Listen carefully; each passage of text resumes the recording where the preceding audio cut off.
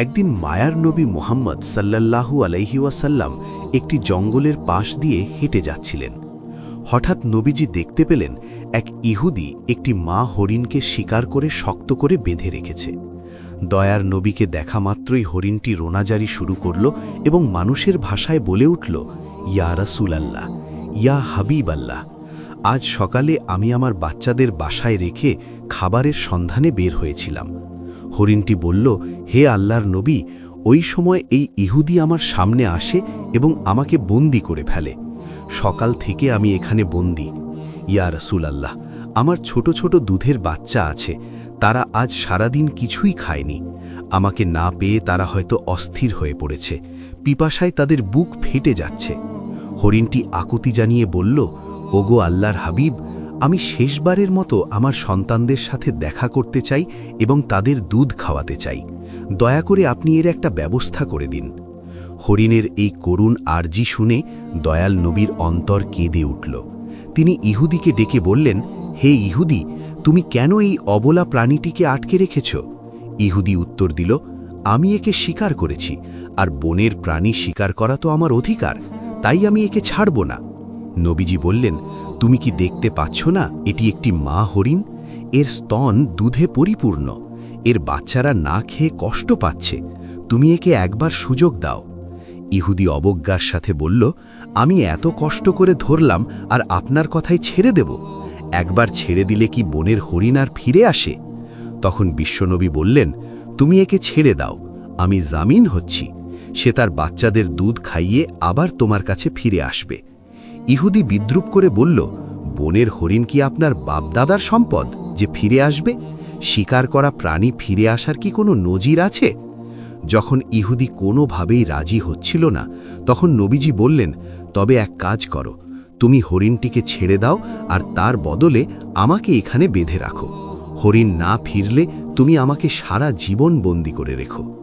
ইহুদি ভাবল এটি ভালো সুযোগ। সে নবীজিকে বেঁধে রেখে হরিণটিকে ছেড়ে দিল। ছাড়া পেয়ে হরিণটি দ্রুত বনের দিকে ছুটে গেল। ইহুদি মনে মনে হাসছিল আর ভাবছিল, এই লোকটির মতো বোকা আর কেউ নেই, একটা বনের প্রাণীর জন্য নিজের জীবন বিপদে ফেলল। ওদিকে মা হরিণ দৌড়ে তার সন্তানদের কাছে পৌঁছল।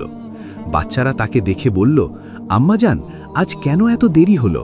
আমরা আপনার জন্য অপেক্ষা করতে করতে ক্লান্ত হয়ে পড়েছি। মা হরিণ চোখের পানি ছেড়ে বলল, ওরে আমার কলিজার টুকরা সন্তানরা, তোমরা তাড়াতাড়ি শেষবারের মতো আমার দুধ পান করে নাও, কারণ হয়তো তোমাদের সাথে আর কোনো দিন দেখা হবে না। বাচ্চারা অবাক হয়ে কারণ জানতে চাইলে মা হরিণ পুরো ঘটনা খুলে বলল। সে বলল, মায়ার নবী মুহাম্মদ সাল্লাল্লাহু আলাইহি ওয়াসাল্লাম নিজের জীবন বন্ধক রেখে আমাকে তোমাদের কাছে পাঠিয়েছেন। ওই নিষ্ঠুর ইহুদি এখন আমার নবীকে বেঁধে রেখেছে। এ কথা শোনা মাত্র হরিণের বাচ্চারা দুধ পান করা বন্ধ করে দিল। তারা বলল, আম্মাজান, আপনি কি বলছেন? মায়ার নবী বন্দী আর আমরা দুধ পান করব? এটা অসম্ভব। চলুন, আমরাও আপনার সাথে যাব। নবীজির সামান্য কষ্টও আমরা সহ্য করতে পারব না। কিছুক্ষণ পর ইহুদি দেখল, বনের ভেতর থেকে কেবল সেই মা হরিণই নয়, তার সাথে ছোট ছোট বাচ্চাগুলোও দৌড়ে আসছে। এই দৃশ্য দেখে ইহুদি থমকে গেল। হরিণটি নবীজির সামনে এসে ক্ষমা চেয়ে বলল, ইয়া রাসূলাল্লাহ, আমার আসতে দেরি হওয়ায় আপনি কষ্ট পেয়েছেন, আমাকে ক্ষমা করুন। নবীজি ইহুদিকে বললেন, হে ইহুদি, এখন তো বিশ্বাস হলো, এই নাও তোমার শিকার, সাথে তার বাচ্চাদেরও নিয়ে এসেছে। ইহুদির পাথর মন এক মুহূর্তেই গলে গেল। সে চিৎকার করে বলে উঠল, ইয়া রাসূলাল্লাহ, বনের পশু পাখিও যার মায়া বোঝে, তিনি অবশ্যই আল্লাহর সত্য নবী। আমাকে আর হরিণ দিতে হবে না, আপনি আমাকে কালেমা পড়িয়ে মুসলমান করে দিন। সুবহান আল্লাহ। নবীজির দয়ায় এক ইহুদি ইসলামের ছায়াতলে আশ্রয় পেল। এমনই আরেক দিনের ঘটনা।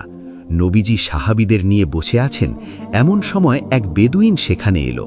তার হাতে ছিল একটি শিকার করা গুই সাপ। বেদুইন জিজ্ঞেস করল, ইনি কে? সাহাবীরা বললেন, ইনি আল্লাহর রসুল মুহাম্মদ।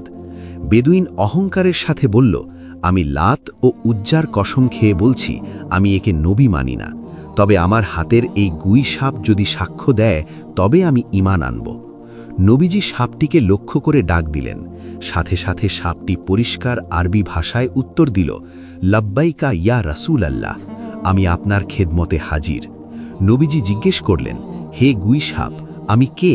সাপটি বলল, আপনি আল্লাহর রাসূল এবং আখেরি নবী। যে আপনাকে মানবে সে সফল হবে, আর যে অমান্য করবে সে ধ্বংস হবে। এই অলৌকিক দৃশ্য দেখে সেই বেদুইনও সাথে সাথে ইসলাম গ্রহণ করল। একবার আবু জাহেল ও কাফেররা দাবি করল, যদি আকাশের চাঁদকে 2 টুকরো করে দেখাতে পারো তবেই ঈমান আনব। নবীজি আল্লাহর কাছে দোয়া করে আঙুল দিয়ে ইশারা করলেন। তৎক্ষণাৎ পূর্ণিমার চাঁদ 2 খণ্ড হয়ে গেল, এমনকি মাঝখান দিয়ে হেরা পর্বত দেখা যাচ্ছিল। কিন্তু হতভাগা কাফেররা একে জাদু বলে এড়িয়ে গেল, অথচ আল্লাহ তাআলা কুরআনে এই ঘটনার কথা উল্লেখ করেছেন। অন্য এক সফরে নবীজির আড়াল হওয়ার প্রয়োজন হলে তিনি ওসামাকে বললেন গাছগুলোকে আদেশ করতে। নবীজির নির্দেশে 2টি বিচ্ছিন্ন গাছ শিকড় সহ হেঁটে এসে একে অপরের সাথে মিলে আড়াল তৈরি করল। কাজ শেষে তারা আবার নিজ জায়গায় ফিরে গেল। আরেক দিনের ঘটনা, যুদ্ধের এক সফরে নবীজি একা এক গাছের নিচে বিশ্রাম নিচ্ছিলেন। শত্রু গাওরাস ইবনুল হারিস তলোয়ার উঁচু করে ধরল। সে বলল, হে মোহাম্মদ, এখন তোমাকে আমার হাত থেকে কে বাঁচাবে? নবীজি অত্যন্ত শান্তভাবে বললেন, আল্লাহ। আল্লাহর নাম শোনা মাত্র শত্রুর হাত কেঁপে উঠল এবং তলোয়ার পড়ে গেল। নবীজি সেই তলোয়ার উঠিয়ে বললেন, এখন বলো তোমাকে কে বাঁচাবে? লোকটি ক্ষমা চাইল। নবীজি তাকে বিনা বাক্যে মুক্তি দিলেন। তার এই মহানুভবতা দেখে সেই শত্রুও পরে ইসলাম গ্রহণ করে নিজের গোত্রকে ইসলামের পথে নিয়ে আসে। সুবহানাল্লাহ। প্রিয় দর্শক, ইনিই ছিলেন আমাদের দয়ার নবী মুহাম্মদ সাল্লাল্লাহু আলাইহি ওয়াসাল্লাম। পশু পাখি, গাছপালা, এমনকি জড় বস্তুও তার নবুয়তের সাক্ষ্য দিত।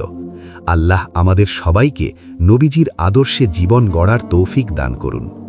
ভিডিওটি ভালো লাগলে শেয়ার করে ইসলাম প্রচারে অংশ নিন এবং কমেন্টে লিখুন আমিন।